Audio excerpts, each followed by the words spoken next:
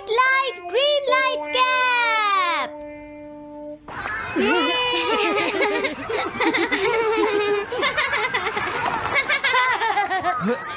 Wow, 1 2 1 तुम तो ये बहुत अच्छी तरह से करते हो जियान। 1 2 ये बहुत पॉपुलर कॉमिक है।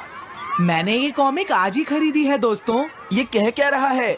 सुनियो ने गैगलर नाम की एक नई कॉमिक बुक खरीदी है जियान, इसलिए वो बहुत शो ऑफ कर रहा है। मैं तो परेशान हो गया हूँ जियान। हाँ, तो ये बात है।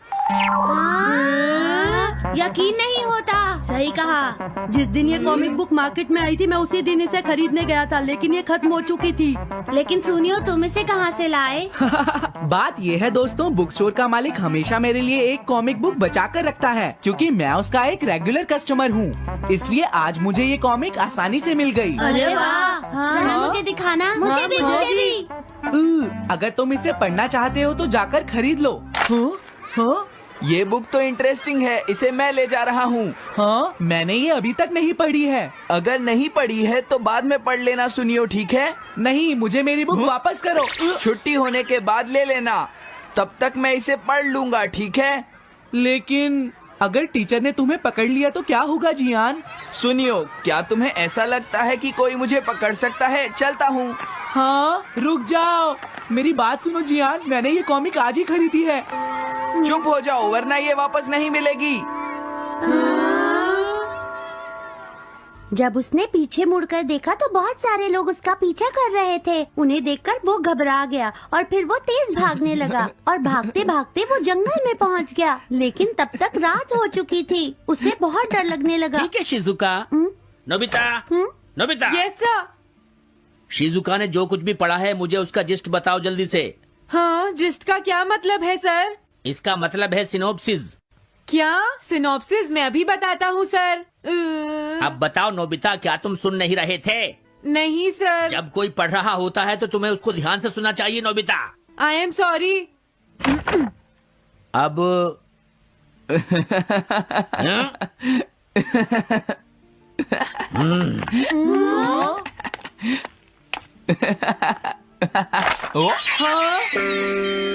ये सब क्या है जियान? ये गैगलर कॉमिक है सर। अपनी बकवास बंद करो। क्लास में बैठकर कॉमिक बुक पढ़ने की तुम्हारी हिम्मत कैसे हुई? अब पता चला कि तुम टेस्ट में हमेशा फेल क्यों हो जाते हो। आज के बाद तुम कभी भी क्लास में कॉमिक बुक लेकर नहीं आओगे। ये बुक मेरे पास रहेगी, समझे? ठीक है। हाँ? अरे नहीं, मेरी कॉमिक।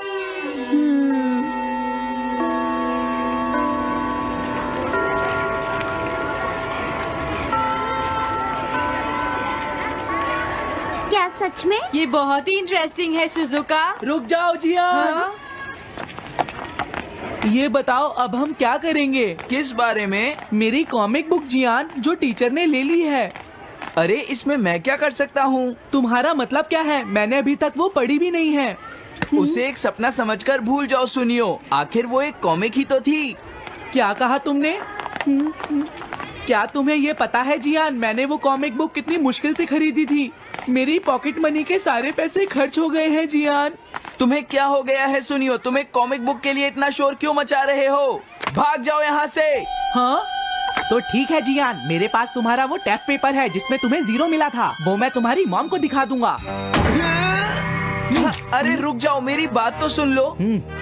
देखो, मैं प्रॉमिस करता हूँ सुनियो, तुम्हारी कॉमिक बुक मैं तुम्हें वापस ला कर दूंगा। क्या सच में? सुनियो, मेरा यकीन करो, तुम जानते हो मैं कभी भी झूठ नहीं बोलता। हाँ ठीक है। अच्छा हुआ नोबिता, इनका झगड़ा खत्म हो गया। हे नोबिता। हाँ? देखो, मेरे पास एक आइडिया है। हाँ? तुम जाकर टीचर से वो कॉमिक बुक वापस लेकर आओगे। हाँ? नहीं नहीं, मैं ये नहीं कर सकता। तुम डोरेमोन की मदद से कुछ भी कर सकते हो नोबिता। सही कहा। पता नहीं वो मेरी बात मानेगा या नहीं। तुम बस उससे प्यार से बात करना, ठीक है? और वैसे भी सारी गलती तुम्हारी ही है नोबिता। अगर तुम टीचर के सवाल का जवाब दे देते तो ये सब कभी नहीं होता, समझ गए? इसलिए वो कॉमिक बुक तुम्हें ही वापस लानी पड़ेगी नोबिता। अरे नहीं जियान। हाँ? नोबिता, क्या तुम मुझे मना कर रहे हो? डोरेमोन! बुक वापस ले सके? मेरे पास ऐसा कुछ भी नहीं है नोबिता। प्लीज ऐसा मत कहो। अगर मैं वो कॉमिक बुक वापस लेकर नहीं आया तो जियान मुझे बहुत मारेगा डोरेमोन। हाँ, तुम्हारी मदद करनी ही पड़ेगी।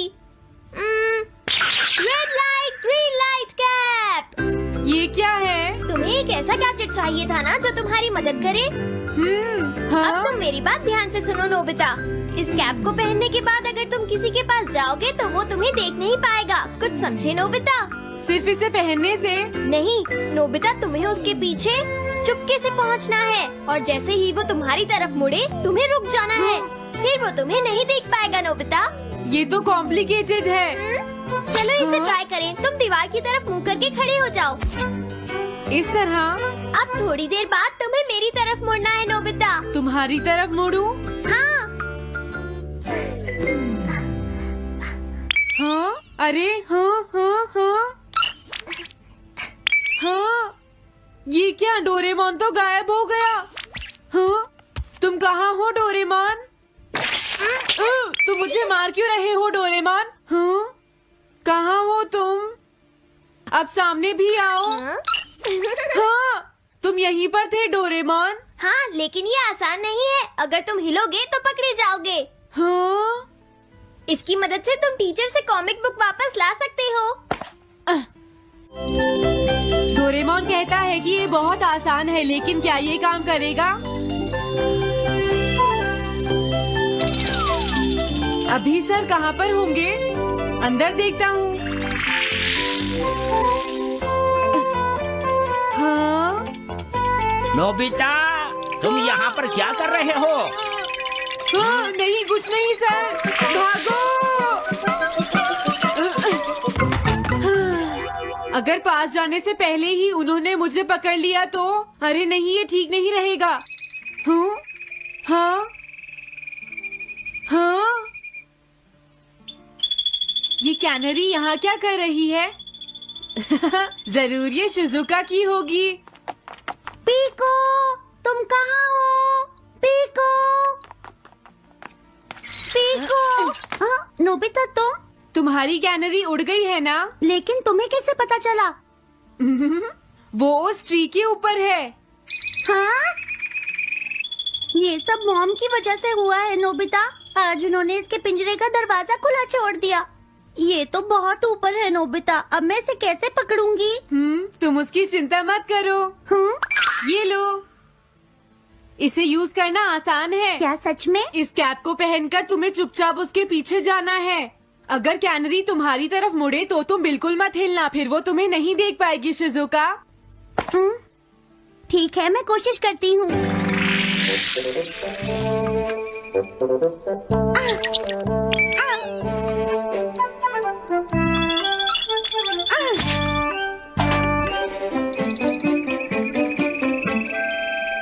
तुमने कर दिखाया शिजुका। थैंक्स नोबिता, ये सब तुम्हारी वजह से हुआ है। इसे यूज करना तो बहुत आसान है। मैं चलता हूँ। Bye bye. हाँ? अरे नोबिता,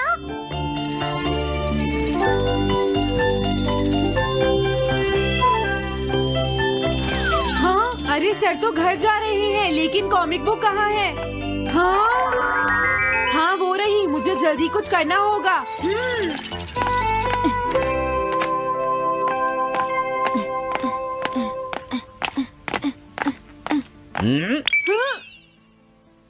मुझे तो लगा कोई मेरा पीछा कर रहा है, लेकिन यहाँ तो कोई नहीं है। हाँ, ये काम तो बहुत मुश्किल है। कितना अच्छा हो अगर ये सीधे ही चलते रहे तो। कुछ ना कुछ गड़बड़ तो जरूर है। अरे नहीं, बचाओ मुझे, ये मुझे काट लेगी। अरे नोबिता, तुम मेरे पीछे खड़े होकर क्या कर रहे हो? बोलो। कुछ नहीं सर, भागो।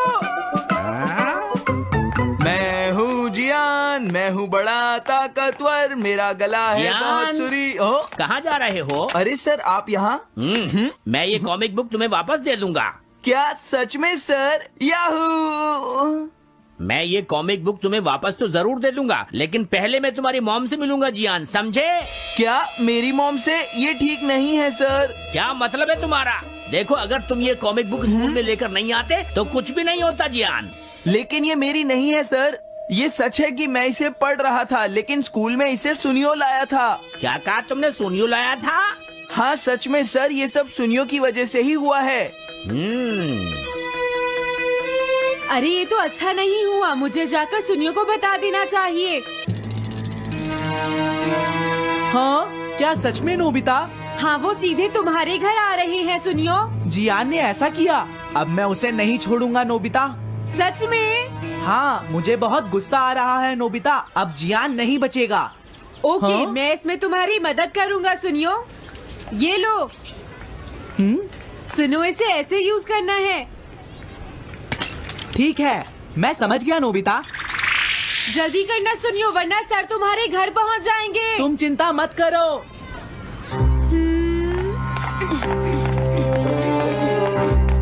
और फिर वो कैप लेकर सुनियो जियान से बदला लेने चला गया। डोरेमोन, मुझे बहुत चिंता हो रही है। मुझे नहीं लगता सुनियो अपना बदला जियान से ले पाएगा। तुम्हें इस तरह मेरा गैजेट किसी और को नहीं देना चाहिए नोबिता।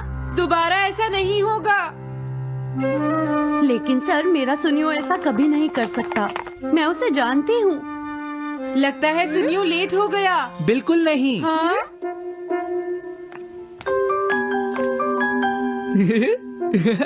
हाँ, ये तो वही कॉमिक है। हाँ?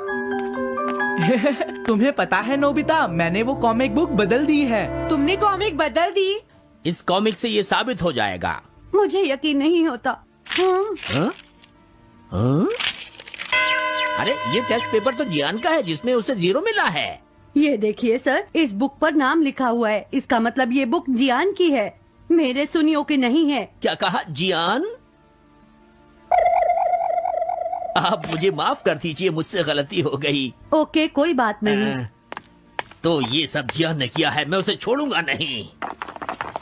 बहुत अच्छा हुआ। अरे नहीं, मुझे तो बहुत डर लग रहा है। पर क्यों डोरेमोन? देखो, अगर जियान को पता चल गया कि हमने ही वो बुक चेंज की है, तो वो हमारी बहुत पिटाई करेगा। अब क्या होगा? सही कहा। अब क्या करें? मुझे क्या पता सुनियो। प्लीज डोरेमोन, हमारी मदद करो। मैं तुम्हारी कोई मदद नहीं कर सकता। मुझे जियान से बहुत डर लगता है। What if I told you that everything you've ever wanted is already yours? That the life of your dreams isn't waiting somewhere far away, it's right here, right now, within your reach. Sounds unbelievable, doesn't it? But that's exactly what Neville Goddard, a master of metaphysical teachings, believed and taught. In this video, we're diving deep into Neville Goddard's powerful principle, your wish is already here. You'll discover how this groundbreaking idea can transform the way you think, feel, and live. We'll uncover the secrets behind the law of assumption, explore how your imagination holds the key to reality, and share practical steps to apply this knowledge starting today. And stick around till the end, because we're going to reveal a surprising twist in Goddard's philosophy that most people overlook but could completely change your perspective. Welcome to Ambition Spark, the channel where we unlock the potential of your mind. If you're ready to take control of your reality, don't forget to subscribe and turn on the notifications. Let's get started. Before we talk about how to make your wish a reality, let's understand the foundation behind Neville Goddard's teachings, the law of assumption. This principle is simple yet profound. It states that whatever you deeply assume to be true, with conviction and emotion, becomes your reality. In other words, if you can imagine yourself already living your dream life and truly believe it, that life will manifest itself in your experience. This isn't about mere daydreaming or wishful thinking. The law of assumption relies on the power of your imagination to create a feeling so real, so vivid, that it begins to shape your external world. Neville believed that the imagination isn't just a tool for escape, it's the creative force that builds the life you live. And at the core of this law is belief. What you truly believe deep within yourself determines what you see and experience in the world around you. David Andrew Weeb, a modern interpreter of Goddard's teachings, explains it like this: your imagination is the workshop where your dreams take shape. When you consistently hold an image of your desired reality in your mind and feel as though it's already yours, you're essentially programming your reality to align with that vision. This is the essence of the law of assumption, and it's what makes this teaching so powerful. Before we talk about how to make your desires a reality, let's dive deeper into one of Neville Goddard's most revolutionary ideas. Your wish is already here. This principle is rooted in the belief that the life you want doesn't exist in the future, it exists right now. It's not about waiting or hoping, it's about realizing that by embodying the feeling of already having what you want, you can transform your inner world into the outer reality. Neville's teachings emphasize that it's not the action you take, but the belief you hold that creates change. He often said that the key to unlocking your desires lies in the way you feel. When you assume the feeling of already being the person you want to be, the universe aligns to make it so. This is more than just positive thinking. It's a deep emotional experience where your mind and heart are fully immersed in the state of fulfillment. Medium articles discussing Goddard's philosophy highlight the importance of conviction in this process. It's your inner belief that acts as the blueprint for your external life. If you believe with absolute certainty that your wish is here, your thoughts and emotions will naturally align with that reality. This alignment is what brings about the transformation as the world outside begins to reflect the world within. The idea is simple. Reality is a mirror. What you hold in your inner world, your thoughts, feelings, and beliefs, is reflected back to you in your outer circumstances. If you want to see change, you must first feel and believe in that change within yourself. Before we talk about how to see tangible results, let's explore the practical steps you can take to apply Neville Goddard's principle that your wish is already here. These steps aren't complicated, but they require commitment and consistency to truly change your inner state and, by extension, your external reality. The first step is visualization. This is where your imagination becomes your most powerful tool. To visualize effectively, close your eyes and create a vivid mental picture of your desired outcome. Don't just see it, immerse yourself in the experience. Imagine every detail as if it's happening right now. Feel the emotions you'd feel if your wish were already fulfilled. The more real this scene feels in your mind, the closer you are to manifesting it in your life. Next is emotional alignment. This goes hand in hand with visualization. It's not enough to see the desired outcome, you must also feel it. Emotions are the language of the subconscious mind, and when you align your feelings with the state of having your wish, you activate the energy needed to bring it into reality. Joy, gratitude, and contentment are powerful emotions to focus on. Ask yourself, how would I feel if my wish were already granted? Then let those emotions guide you. Another key tool is affirmations. These are short, positive statements that reinforce the belief that your desire is already a part of your reality. For example, instead of saying, I want to be successful, affirm, I am successful. Repeat these affirmations throughout the day, especially during moments of doubt. The goal is to train your mind to accept these statements as truth. Finally, there's consistent practice. None of these techniques will work if they're done only once or twice.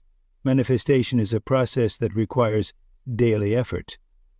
Make visualization, emotional alignment, and affirmations part of your routine. Whether it's in the morning, before bed, or during quiet moments in the day, take the time to step into the reality you're creating. The more you practice, the more natural this new state of being will feel until it becomes second nature. Before we talk about how to fully embrace the power of the law of assumption, it's important to clear up some common misconceptions that often surround this principle.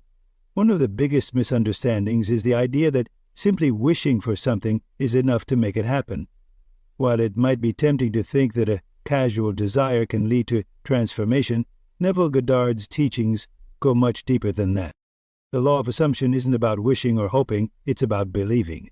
Genuine belief is not just a passing thought or a fleeting desire. It's an unwavering conviction, a deep emotional certainty that your wish is already a reality. This belief must go beyond the surface level and reach the core of your emotions and subconscious mind. Without that conviction, the energy behind your assumption isn't strong enough to create lasting change. Another common misconception is that repeating affirmations or visualizing without feeling the emotions will be effective. While these tools are important, they only work when they're combined with a heartfelt connection to the outcome. For example, if you visualize success but secretly doubt your ability to achieve it, the doubt will cancel out the visualization. The key is to fully embody the state of having what you desire, feel the joy, confidence, and gratitude as if it's already yours. Nevo often reminded his students that the law of assumption requires practice and dedication. It's not about forcing yourself to think positive thoughts or pretending to believe something you don't. Instead, it's about training your mind and emotions to align with the truth of your desire until that truth feels natural and effortless. Before we talk about how to make this principle a part of your daily life, let's look at some real-life examples of people who have successfully applied the law of assumption to manifest their desires. Stories like these not only inspire but also prove that Neville Goddard's teachings are more than just theory. They work when practiced with belief and consistency. Take the case of one Reddit user who shared their journey of manifesting a dream job. They described how they started by visualizing themselves in their ideal role, feeling the excitement of receiving the offer, imagining their first day at work, and embracing the confidence of already having the job. Despite facing rejections initially, they held on to the belief that their wish was already fulfilled. Within weeks, they received an unexpected call for an interview, and shortly after the job offer they had visualized. Another individual spoke about manifesting financial stability. Instead of focusing on the struggle of their current situation, they shifted their attention to the feeling of abundance. They used affirmations like, "I am financially secure," and imagined their bank account showing the amount they desired. By maintaining this state of belief, they reported experiencing sudden opportunities, including a promotion and unexpected financial gifts. They brought their imagined scenario to life. One particularly striking story involves a person who wanted to reconnect with a loved one after years of no contact. Rather than dwelling on the absence, they began visualizing joyful conversations and moments with that person. They aligned their emotions with the feeling of reconciliation and believed it was already happening. Within a month, they received a message out of the blues, leading to the reunion they had envisioned. These examples remind us that the law of assumption works not because of luck or coincidence, but because of the power of belief, imagination, and emotional alignment. Each of these individuals shifted their focus from wanting to having, and their realities changed to match that belief. To wrap things up, we've explored the transformative power of Neville Goddard's principle that your wish is already here. We talked about the foundation of the law of assumption, the importance of embodying the feeling of your desire, and practical steps to make it a part of your reality. We also cleared up common misconceptions and shared inspiring real-life stories of people who've successfully applied these teachings. Now it's your turn. Start practicing these principles and see how they can reshape your life. Remember, the key lies in your belief, your emotions, and your commitment to living as though your wish is already fulfilled. As Neville himself said, assume the feeling of your wish fulfilled, and observe the route that your attention follows. If you found this video helpful and inspiring, give it a thumbs up and share it with someone who needs to hear this message. Don't forget to subscribe to Ambition Spark for more content that unlocks the power of your mind. Thank you for watching, and we'll see you in the next video.